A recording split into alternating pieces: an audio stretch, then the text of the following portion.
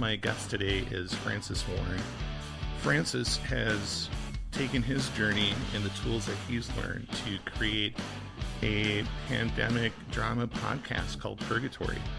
The show is created with actors across the UK without anyone actually interacting because each individual actor is at their own home. So this is a non-traditional podcast. It's a non-traditional drama, but it's one that is shaped by the pandemic. And so I think this is going to be an interesting story. And with that said, Francis, thank you so much for coming on Digital Voices. How are you doing today? Pleasure to be here. I am okay. I am midway through getting episode 6 up and ready, so it's all go my end. I think a lot of people have been bored with nothing to do during the lockdown, and it seems that I have just gotten busier. But it's good busy. I'm happy being busy. I would not change it for anything in the world. What's happened in the past year has been beyond any of my expectations, and I am truly privileged and incredibly grateful. So I'm feeling good. You found a niche that needed to be filled. There's a space. As people, we need to be entertained. We need to have a source of laughter, and reruns don't cut it. Absolutely. I think the model that you have is really successful because everybody is sick of being tied up at home. So people, I'm sure, are real eager to be a part of it. Have you had any issues with people wanting to join? And have you found some really great people that wanted to be a part of this for you? So I think, and after the first bit, it reminds me a lot. Obviously, it's a very different time, but it reminds me of the circa 1930s, 20s, where we had the MGM musicals. And what was going on historically was the Great Depression, followed by a massive world war. It seems that as a society, when everything is terrible and everyone's feeling rubbish, the one thing we rely on as terms of escapists and happy stories is the arts. And there always seems to be this link with what goes on in a society to what is then produced.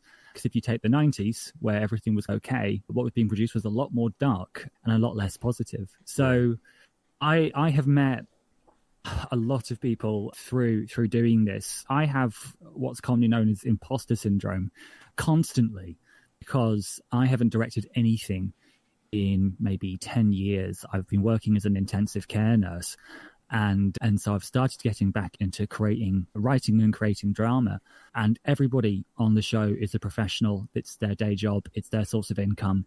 And I am constantly feeling like an utter fraud because I have incredibly talented people working with me, and there is an element of magic where something you write or something that you pen down gets made real and malleable and tangible by other people.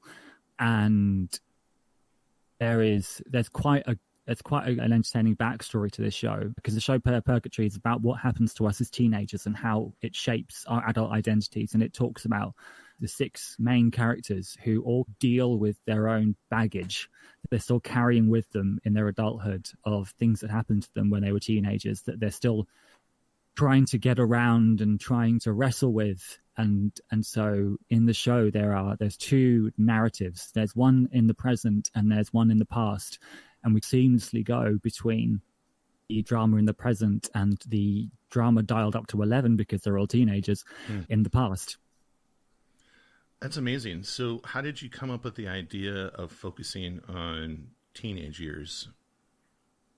Basically through my own. So I, like a lot of people, didn't have the happiest teenagehood. I always say I wouldn't recommend it on Groupon being a teenager. I've yet to meet somebody who said that their teenage life was absolutely fantastic without any blips at all.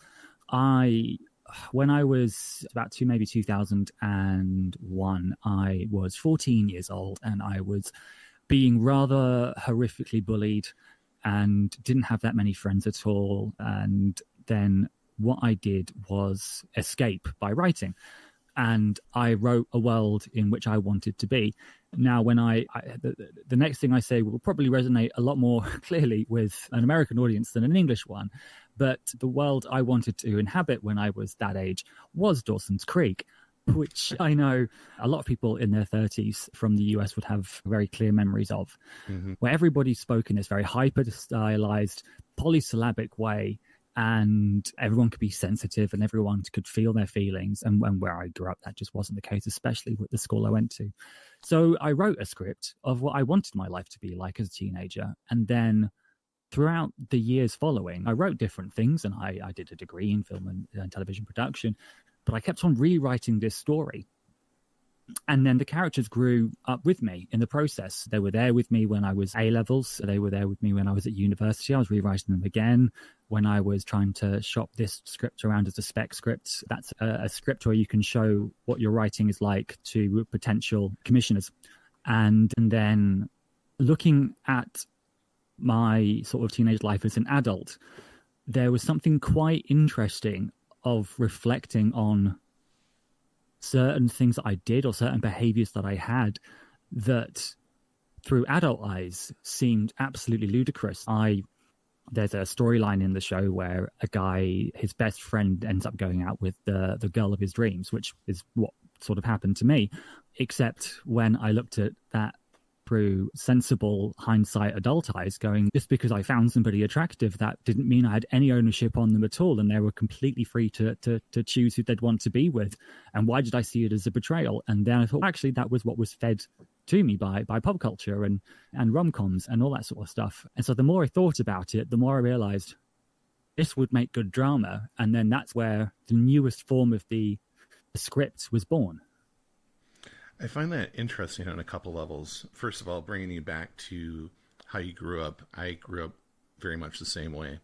But instead of writing, because I didn't have that quality, I was a reader, and a voracious one at that. And it opened my mind and gave me a world to escape to. So I can appreciate that. The other thing that I find really interesting is how you've taken the angle of looking at it through adult eyes and then developing your script from that. And I think that personalizes it, which that's amazing. So that sounds wonderful. I think Purgatory is like the wonder years for the psychologically damaged. Sure. Not because you're talking about how great it was. It's all just in group therapy. Sure. With all the things that I write, because I was a dyslexic. I am dyslexic still now, but I couldn't read till I was 16. And I had to do all my English kind of work through audiobooks because I couldn't read at all. And I found it easier to write. And I think one of the other things that kind of drew me to talk about writing about an adult reflecting on his teenage self is if you ask anybody to reflect on the teenage self, you are guaranteed to get something out of them, because it's the time in your life when everything is so full on and everything is so extreme. And like I have philosophical debates with myself whilst writing storylines, and one of them was, would you call teenage love real love? In the same way you equate love in adult relationships, taking like the idea of like Romeo and Juliet, where was it the greatest love story of all time, or was it just two horny kids who, if they didn't kill themselves and it went down a couple of months, might have just gotten bored and gone out with other people? Right. So I want to see a parody of that. That would be great. Absolutely. It's just Romeo and Juliet on the sofa, just in complete silence, just communicating in sighs. Roman can't hang out with his friends anymore. Juliet put on a bit of weight. None of them have showered in 2 weeks because I don't care anymore. Like, It's no one would watch it, and I'd probably lose my career in the process. But it'd be interesting to do. Like, I think, I also love the messiness of teenagehood as well, because no problem is ever simplified. And then also as well, there's something that's come out of doing this, which is a bit, put me a bit of an existential crisis where, so yet again, debating with myself, going, as a teenager, I was absolutely besotted with the character of Joey from Dawson's Creek, played by Katie Holmes. And then when I started writing the show, I suddenly realized I fell in love with the character created by a mid-30s white guy who was gay. Oh no. So the ideals that you got from that show were not as realistic as you thought they were. Some yes, some no. I think there's a lot of idealism that I like. And I think what I appreciated of the show was it was one of the first really to talk about the loss of innocence and to track someone from quite a naive optimistic perspective, and then seeing them grow into adulthood with stuff like the idea of what you expect is going to happen and what happens in reality. There's lots of different things to talk about in the show and we cover, and also a lot of it we have kept with the times. So we have an episode 5, Just Be Yourself, with the wonderful Kai Nossak, who's a trans male actor. And me and Kai work with each other to write a positive, authentic storyline for a trans character. Because we suddenly realized if the show does get popular, there will be teenagers listening to it, and there will be teenagers' body dysphoria and maybe on the stage of transitioning, and it'd be really nice to give them someone that they can relate to as well. Sure, yeah. That's in a real kick-ass positive way. I think the other thing that makes me want to write the characters is, like, I know them so well because they've been around for such a long time, is that they, in my head, are like the cool people I wished I could have hung out with, but was never cool enough to. And they all said really witty one-liners, and everyone had something to say about everything. And I think that maybe reflects in the show's dialogue, that it's that aspect as well. Yeah. Let me dig a little bit at you, just to find out who you are a little bit. Parents, family, large family, small family? Normal sized. I've got a mum, a dad who unfortunately passed away in 2014, and a brother who's older. And I grew up in quite a high achieving household. So there were standards and expectations of you early on, is what you're saying? Not necessarily a negative, pressurized way. Oh, no, but just that, schooling was important, and academics and getting involved in things that are going to nurture you, I think would probably be, that would fall in line. Yeah, both. We were a musical family to start things off with. My mum's musical, my brother's musical. I play about 8 different instruments. Wow. And from maybe ages 4 onwards, I was playing something. I think I started off with the violin, and then others were added in afterwards. And I remember as a child always playing games by myself, telling stories or acting out fictitious films that I made up, and playing all the different parts. And I know, so these days I'm writing and making a fiction podcasting, they call it. And my brother's still carrying on with being musical. He's a DJ. He does a lot of, he's a computer scientist by profession, but by hobby, he still likes to be creative and musical. And both of us share the similar thing where if we aren't creating or if we aren't making stuff, it's like an itch that we need to scratch. And I know that when I'm not writing the show or doing something with the show, that I can get really silly and really depressed. And I think, the happiest times I think I have has been when I'm working with people to create something. And I think it's just an innate thing that was very much encouraged. Genetic. My dad. Sorry, carry on. I didn't mean to interrupt. I think it's genetic. If your family is like that, a lot of people that I've interviewed have a trait within their family. Creativity seems to run in yours, whether it's writing or music. I think both of those are set to a creative mindset. And I think that's wonderful. It must have been a great experience or a great home to grow up in. It was, my dad worked in broadcast media for 30 years as well, for the BBC, did a lot of documentaries. And when we were children, I remember vividly, we would have stuffed toys, and every single one would have a name, a character, a voice, and he would tell stories. I had a blue elephant that he called Twinkleberry Pretty, who thought she was the best opera singer, but actually couldn't sing at all. And every time I'd squeeze her trunk, my dad would put his fingers over his nose to do the voice. Like there would be things like that. So I guess through osmosis, I must have just absorbed it. And that was something that my dad and I would do a lot together. We had very similar humor, which is quite surreal and sometimes just a little bit dumb. And we would like to be silly with each other. If there was a tea cozy on the table, it would be on my dad's head within seconds. And I think it's something I try and do in the show as well when I'm directing everybody, because somehow have managed to get quite a few pro actors who have done everything for absolutely no money at all. No money has gone into production whatsoever. And so I try to make the work a bit easier by using that sort of silly humor to keep spirits up. Sure. Especially when we know we're doing lots and lots of takes and trying to get everything right. But so, I guess that it would... I was in the right environment to have a good sort of start. Yeah, I've been privileged from day one. There is no way of trying to excuse or disagree. First of all, not all of us take advantage of where we came from. There's a lot of people out there that are proven examples of that. However, everybody has a journey that they go through and how life shapes them. And in your particular circumstance, I'm hearing your story as you tell your background and what you're doing. And it sounds like this creativity runs in the family. Your family is really supportive of that. The humor, obviously, from your dad, it's an infectious thing within your family. He was in broadcast TV. You're now branching into that as well, just in a different way. Once you got out of your home and you started school, where did you go to school? Or did you take some time off? My school life was... that was when the challenges started. That's when I wasn't as privileged as I was outside. I think from kind of the get-go, I was happier playing by myself rather than with other people. Sure. And I struggled to make friends. I think because I had such an overactive imagination that sometimes the line between fantasy and reality would just be crossed quite a lot. And I think other kids... So I grew up in a county called Essex, and I was around quite a lot of tough, ultra-masculine people who just wanted to play soccer.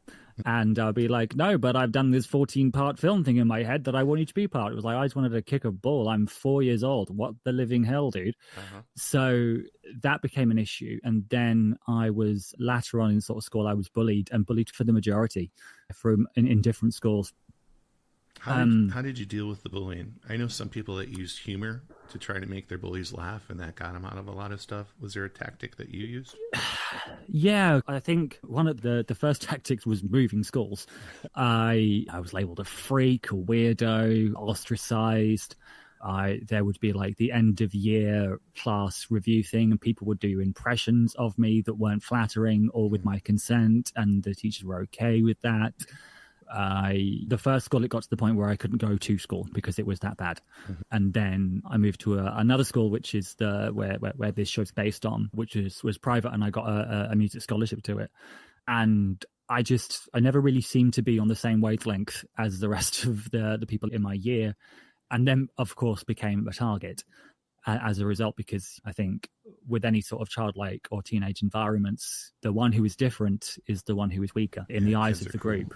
Yeah. And the way I coped with it as I went on, I was taught to fight back. And I think I fought back with words rather than fists. I was never really violent at all.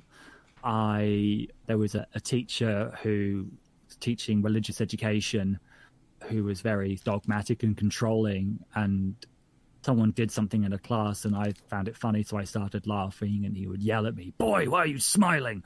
And I go, "I've achieved nirvana, sir. I thought it was part of the homework." And I think I found I had a way of being, before I start launching into this, is swearing acceptable on this show before? Yeah, absolutely. That's cool.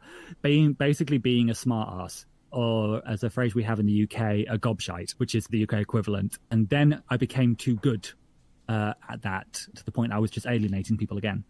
And then that's when I was at uni. That's when I started doing stand-up comedy, because it was the only socially acceptable place for me to say these things without upsetting everybody. And now as an adult, I think I think there was a lot of anger at not fighting back when I probably should have, that I have now dealt with, and am very much more diplomatic and less quick to get the last word in.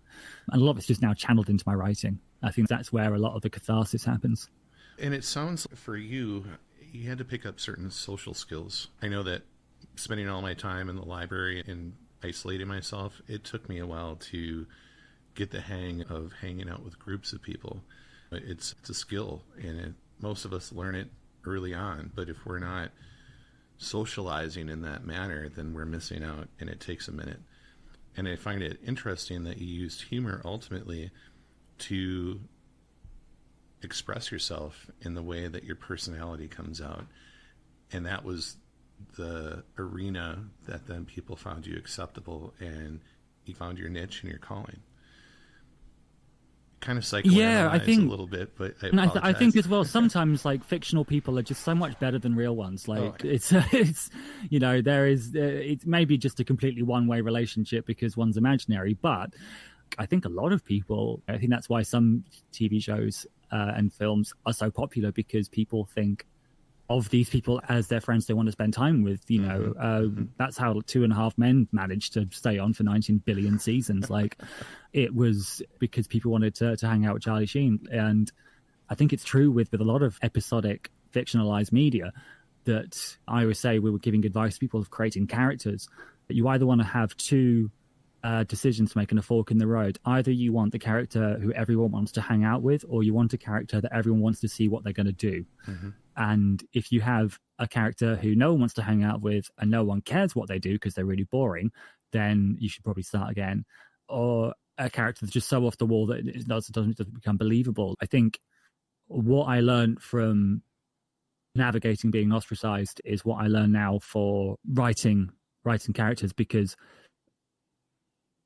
a big part of what I do is care a lot about stuff that not many people care about, especially with writing and creating. So I can give you an example. So if you have somebody buying an ice cream from a vendor and you put status into the equation, and the vendor's high status and the buyer's low status, and that ends up being that the vendor ends up ignoring the customer, even though the customer's just throwing piles of money at the vendor, desperately trying to get ice cream, but the vendor thinks he's better and he wants to serve a higher class of person. And if you flip it, then the same thing happens, and you maybe have one action or one event, but all the nuts and bolts and behind the scenes stuff that's going on can completely change how it goes.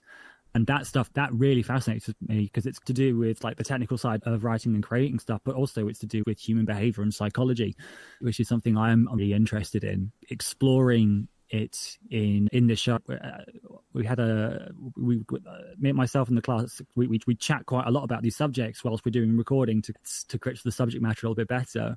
And we were recently talking about how when somebody finds somebody else attractive, that when it goes wrong, it's usually because they find the idea of that person attractive, or they've projected what they think that person is onto that person. Yeah. And then when that person isn't what they expected because they made it all up, they suddenly feel let down and rejected, when actually in reality this person was never like the person they thought they were. Right. And I think that there's a universality in that as well. I think it goes into every sort of type of relationship one can have as adults. And it doesn't just sit in like the cis straight community.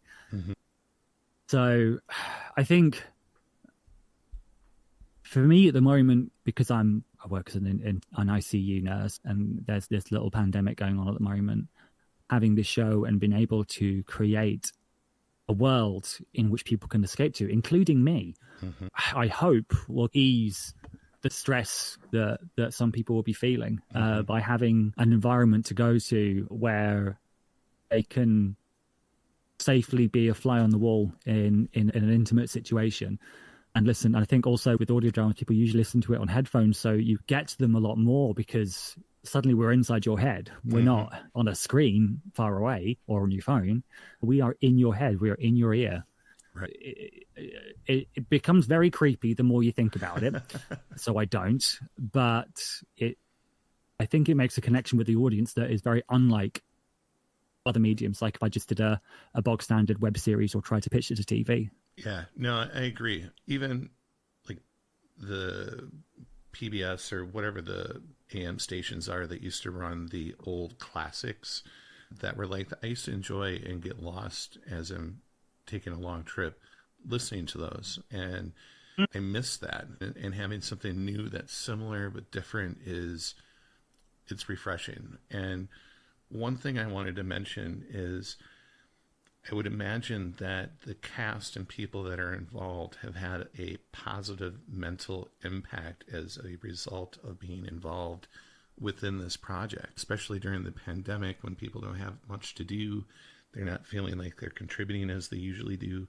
Have you found that a lot of the people that are involved in this have had a real positive mental uplift? So I'll tell you a little story. The pandemic has been absolutely brilliant for people casting audio dramas, because suddenly we have a lot of actors with nothing to do because everything shut down. Right.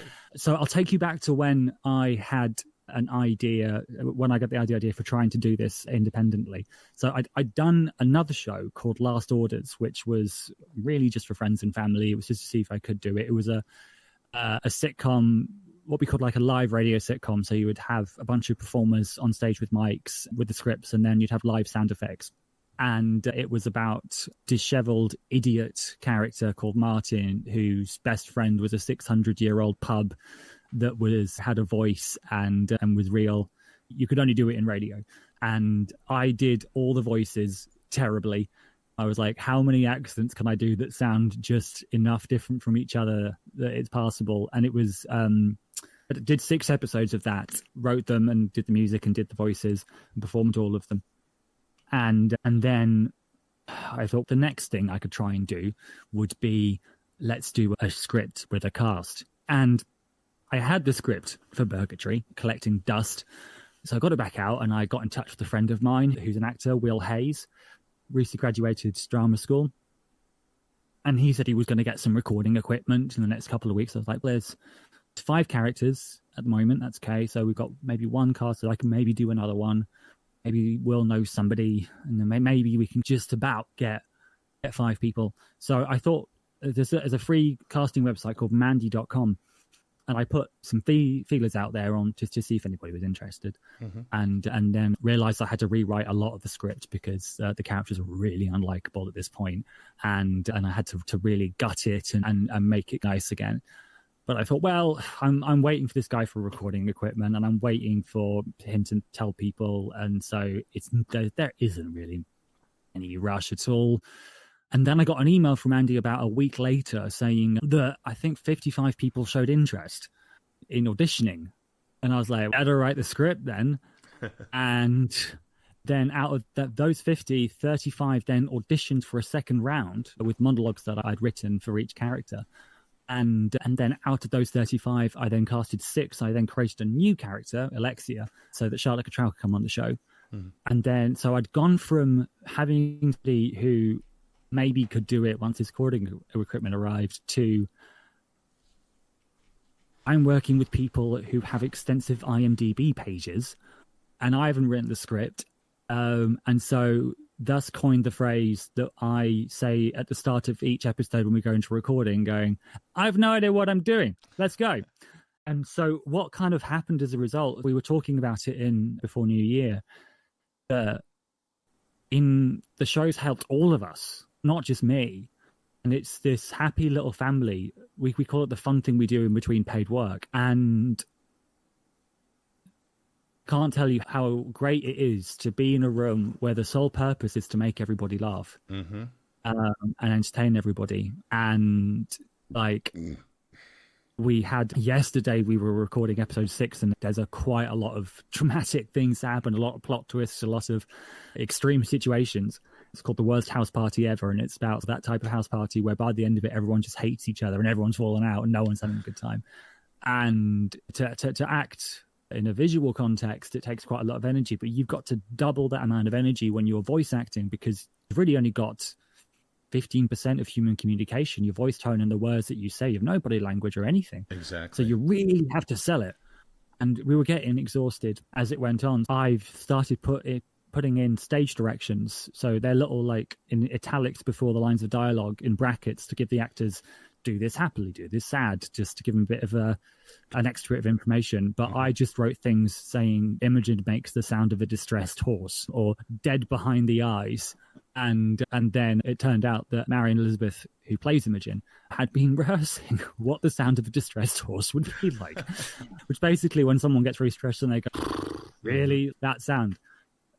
And having that kind of safe haven where we can all make each other laugh, it's never been, oh no, I've got to do recording now. Right. It's always been a joy to. Some of the other jobs that I had to do, I don't necessarily look forward to as much. Mm-hmm. But the actual process of recording and working with my cast is an absolute joy, completely unbridled. I think this is going to open doors for you. I know that you're on episode 6 right now. How long does it take to make an episode?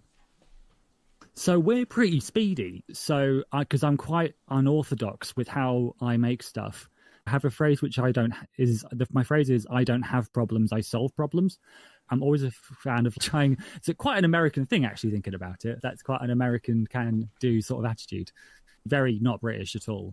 I think if it was British, it would be like, I have problems, and that would be it. Like, I think, no, yeah. Actually, no, if it was British, it would be, I have problems, and somebody else would be like, you have problems? Have you seen my problems? So I don't like to do things like the way we're supposed to do it. You know, your average person, if they're writing a script, will probably sit down on a laptop or maybe pen down on a piece of paper and do it that way. I go into the woods with a dictaphone and I play act the whole episode from start to finish. I can picture you as a kid doing the same thing. It's just an extension of that, except I'm 6'5", and now it's terrifying to passers-by. It's when not you're cute in Central anymore. Park, It's this guy's on strange. day release, and probably let's call the authorities. But I found that, like, when I wrote stuff, and someone would read it out, it just wouldn't flow that well or scan that well. And then when I acted it instead and improvised it, I got more done, firstly, and secondly, it seemed to be at a higher quality than the dross that I wrote down originally. And there's a scene in episode 6 that's just come to mind where basically Peter, one of the characters, is besotted with Imogen, who doesn't find him attractive at all. And he's organized a birthday party and wanted to get like a 16 candle scenario going.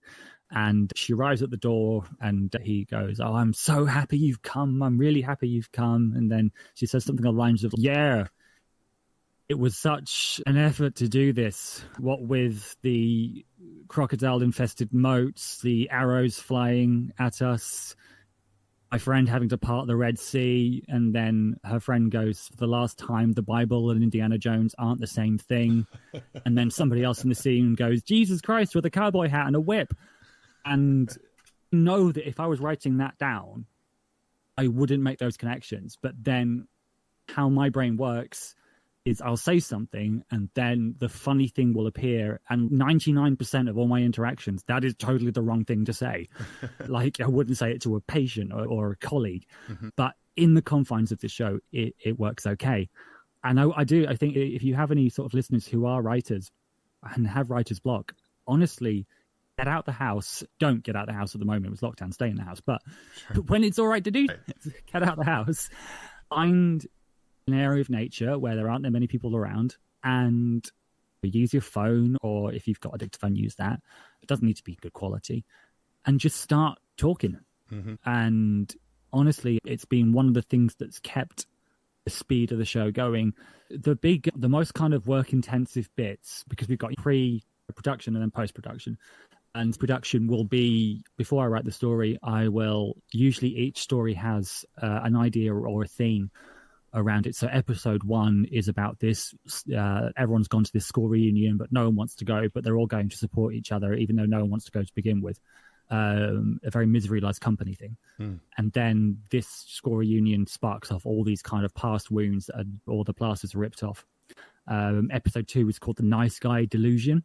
And it's how some straight men think that niceness is a bartering method, and they expect stuff in return for being nice. Mm-hmm. Episode 3 is called The Bad Joke, and it's about the not hot button topic about offensiveness in comedy and what people can make jokes about, because that's something that everybody agrees on and doesn't cause debate whatsoever.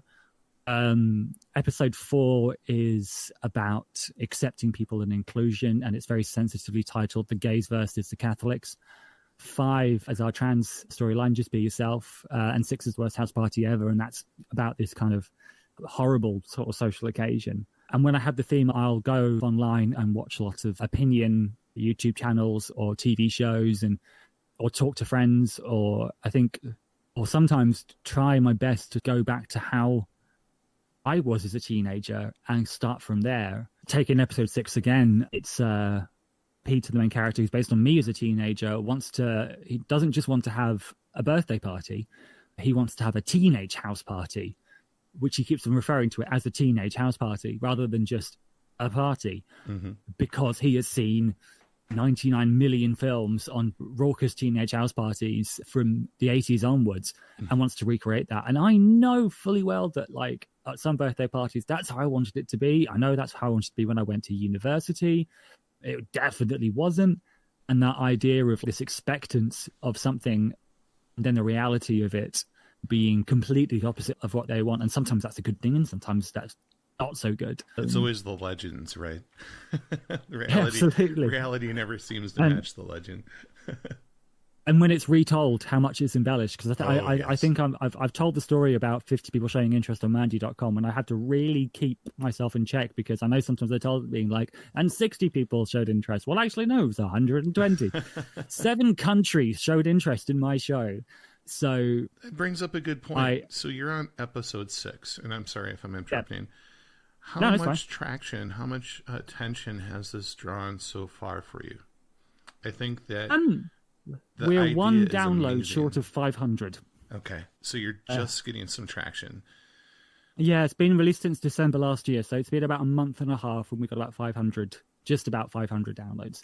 Okay, and you're just starting out. That's still great. I think from what you're describing, I'm hoping that a lot of my listeners are going to check in. I will have a link in the description so that you can find Purgatory's podcast.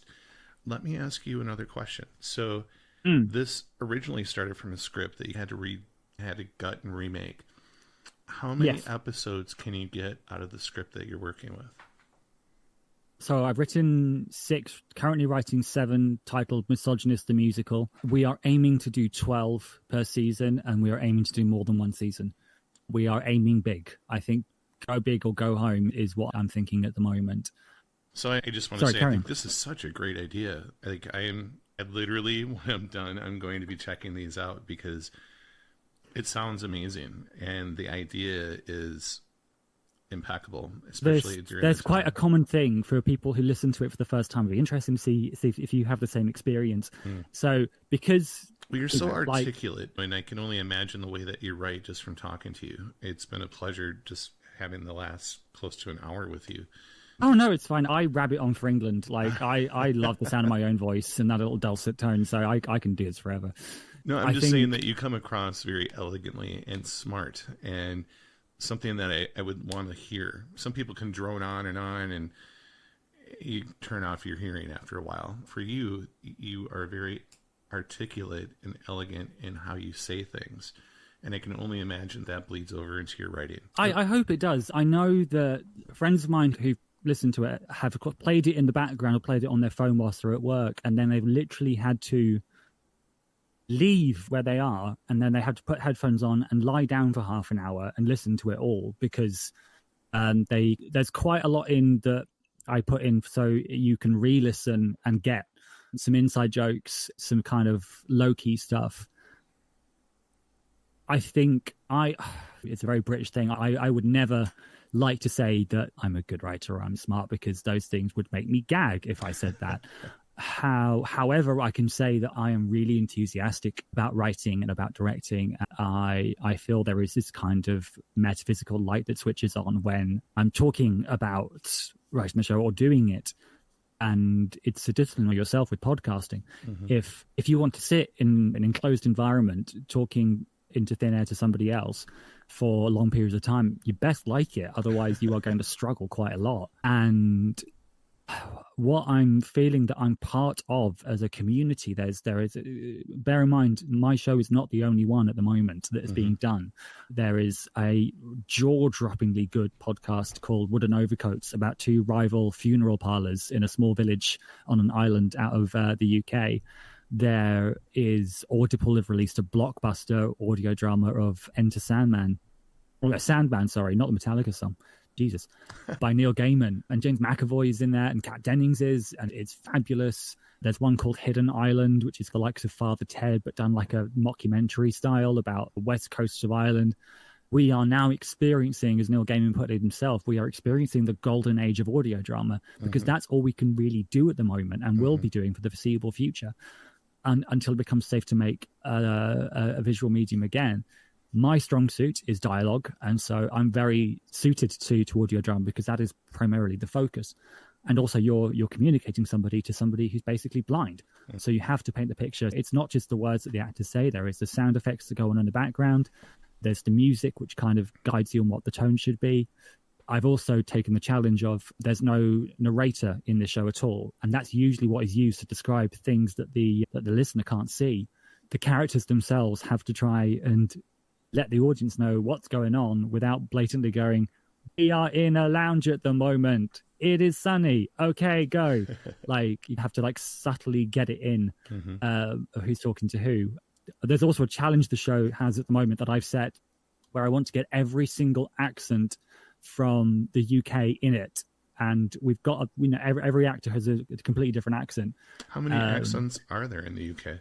So you're probably looking at 25 to 30. Holy cow. I think not taking in the ones that you can walk maybe sort of 10 miles somewhere and they'll speak completely differently, which is great for when you want to come to the countries to learn the language. And also as well, there'll be different words for things in different counties, or like your equivalent of states, but just a lot smaller. I'm in the north. The UK isn't that big, but it has a lot of diversity, and I like that about it. And massively. And that's what we put in the show as well. There's a lovely joke from Eddie Izzard about old merchant ivory films, and everyone having the same accent, which was like, "Oh, I'm from Scotland. Well, I'm from Uzbekistan. Well, I'm from the Congo." And literally everybody just spoke the same. And we made a point, because all the actors, they have their native accents, and they were like, "Oh, but do you want me to do it a bit more like RP?" And I'm like, definitely not. I love your accent. Charlotte Cottrell's got this wonderful Scouse accent, and it means that I can get her to swear in ways that I can't make the other characters swear, because it only works with her accent. And I am going to apologize in advance for all the swear words that are about to come out. We have, so Charlotte refers to two of the characters as Tweedle Bitch and Tweedle Arsewipe, and saying it in the Scouse accent's brilliant. Sam says out of nowhere in a scene completely out of context, Picasso's a bellend. He's got a Scottish accent. Marion, who's got probably the most close to RP that we have on the show, she does children's audiobooks and she's done a lot of theatre stuff. I got her to say bigoted cockwomble. I got the idea from when someone wrote a retrospective on Dawson's Creek and just wrote Dawson's an arse pelican, and I was like, cool. So if you have a swear word and an animal, it doesn't really matter what the combination is. It works. And I think that's something which is bleeding now into visual media, where the mainstream media is covering more diverse sorts of people. But like, I think we have 6 of what we call the core cast. So that's the main characters, like the A characters. And then we have upwards of 6, 7, 8, 9, maybe 10 guest stars altogether who come in. And we're bringing in somebody new who will be playing an American character. So it'll be our first American character on the show, because I think 36% of our listenership are from the US, to give them somebody maybe they can understand a little bit better. Yeah, hopefully after today we'll have a few more added. I know there's at least one myself. It's something where I'm not hopeful for things like fame, because I just couldn't care less about that sort of stuff. However, my big hope for the show, and I think a lot of our cast have a similar hope, apart from just sharing the thing that we've done, that we've really put a lot of hard work, blood, sweat, and tears into, is that I hope that I can do the same for somebody that Kevin Williams for me when I was a teenager. Obviously, I don't hope that teenagers are going through terrible times. That would be a sadist thing to say. But if someone who is a teenager, who is not fitting in, not happy with who they are or where they are or what's going on, and suddenly they have a show they can listen to where they feel part of something, or there is a community that they feel part of and they feel accepted, that is something that I would definitely want to strive for. And I think the thing that always baffles me when people try and make criticisms against more diverse hiring and saying, "Oh, it's really difficult," it's not. You just hire diverse people. And I know my privileged position of running this show and have a mild iota 1% of street cred now from doing this, that fair enough, I could just hire all white people and talk about just straight relationships. That doesn't reflect real life, though. Right. And like, having such a different group of people also creates better, more quality content. I say to my cast every episode, I am not precious about the script. So if you think something could be done better, let me know and we'll try it. We'll give it a whirl. Mm-hmm. And that has happened quite a lot. And it's given birth to quite some really good jokes. Some that probably, unfortunately, the ones that I don't really want to share because the element of surprise is probably needed in the situation to make it funny. And if you know it in advance, then it loses its impact. Mm-hmm. But yeah, it's to coin an American phrase, it's been an absolute wild ride that I'm still on now. How is it working as an ICU nurse and doing this? Are you burning the candles at both ends? Or are you still staying oh, yeah, on top absolutely. of things? Obviously, there's not much I can talk about with my professional job because of a nurse says something, it can get misconstrued. Understood. And then something bad happens as a result. But I think if I didn't have the show to do, I would lose a lot of my sanity. Mm-hmm. I'd have nothing to contrast it against. And to be honest, I think if people out there are umming and erring about, oh, I've got this idea to do this thing, or maybe do it as a radio drama, but it's just so much work. And yeah, it is. Absolutely. You can't deny the fact it's a lot of work. Anything that is good and anything that has a good return requires hard work to begin with. What I find is that if you are enjoying it, it's not hard work. Right. You can just do it. Mm-hmm. And I think there's a wonderful quote by a writer called Keith Johnson, who did a book called Impro, which is like the Bible for any improv comedian.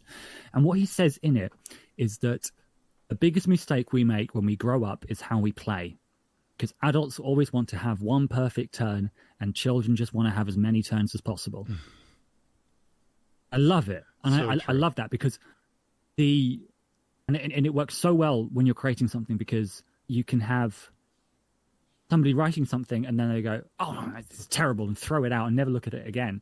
The first drafts of my scripts are shit, and I know they are, and I completely accept that. But I know I've written something and I can work on it and I can come back to it and I can redraft it and I could show it to people and they can get their feedback and then it can be made better. Like the only thing I would say to never write about is like your breakup where you make yourself the victim and the person you broke up with the perpetrator, because no one wants to watch that shit. Just see a therapist. Right. Or write it but just never release it. You just said something right there. So you said write it but don't release it. For you, writing became therapeutic and helped heal you to a certain extent and help with what you were going through. But the ironic part is what healed you is now spreading and healing others. And so when you look in theory, as long as they enjoy it, it's just listen to 10 seconds, go, fuck this. But look at the actors. So even if, let's say it doesn't go anywhere, the people that are involved, that is true, come out of this with positives across the board. And I can't help but prophesy that this is going to start going places for you. You just started this, but it's such a great idea. And what you're doing with it is all of the things that make you ever since you were little are coming into fruition, and they've given you the tools to do what you're doing now. And that's what my podcast is all about. And I find that fascinating and amazing. And your story to me it's one of the best ones I've had so far on my show. And this is my second. I want to wrap this up, but I want to invite you to come on again once things are down the road. Either you finish this season, things are starting. When I've had my hysterical breakdown from too much. After your vacation. It would be me wrapped up in a paper bag. Sorry. But I think it would be great to come back and revisit this with you and see how this journey is panned out for you. This is my first ever interview ever, and I would have never pictured me doing an interview with anybody because I would have never thought anybody would have thought this would have been interesting to talk to me about to begin with. So I am heartily grateful that you reached out. And I'm actually honored to be your first one. Did you have an enjoyable time? How was it for your first time? I got to talk about myself for an hour, so it's always brilliant. My job's my favorite thing. Francis, I am going to plug all of your links. Anything that you want to say or share before we end this cast today? I would say the show is free. It is free to listen to. It is on Spotify. It is on iTunes. We have a Twitter page. We have a Facebook page, which I think you said will be in the description. Mm-hmm. It is our gift to you, the listener, is all I can say. And hopefully it is a gift you enjoy, and it's a gift that means something and resonates. And if it's not, that's fine too. But give it a chance. That's all I'll say. Give it a chance. I hope the return for you is opening a door to continue on with the natural gifts that you have in your personality and having an outlet to express them. Sounds like this was the best thing that could have ever happened for you personally. And trust me when I say that this is going to touch a lot of people, not just the people that are currently working on it. And as a listener and someone that appreciates this, thank you so much. It's just like me, and I don't make money doing this. I do this because I like the platform. I like what I do. And at the end of the day, if we can make a positive impact in someone else's life by doing what we do, there's no better reward for me. Absolutely. As Mos Def says, one love. I will say as well, as and I'll put it on my little social media. What's it? I've had to basically completely learn social media from scratch because I'm old and not good with technology. I didn't even know what an Insta was beforehand. I thought it was some sort of infection. But I have made what's called the Purgatory playlist on Spotify, and it's all the songs that I listen to get into the right frame of mind to write the show. Okay. So I've made a playlist of what I listen to when I write the episodes. Nice. So I will make the link available because it was quite a cool exercise to handpick certain songs that kind of get me into that sort of reflective mood. I have to ask, just because we spent an hour talking, how old are you? I am 33 years old. You sound much older, which means that you're young and wise, my friend. Oh, Lord. I probably look a lot older as well now. Oh, I tell you. I wish you continued success. I definitely will go out again. We'll talk to you again.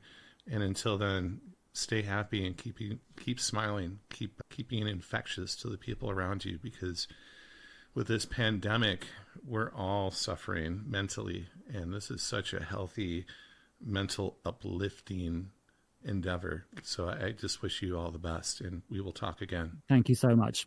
And good luck with your show as well, and stay safe. Thanks, Francis. You have a great day. Thank you, bro. Bye.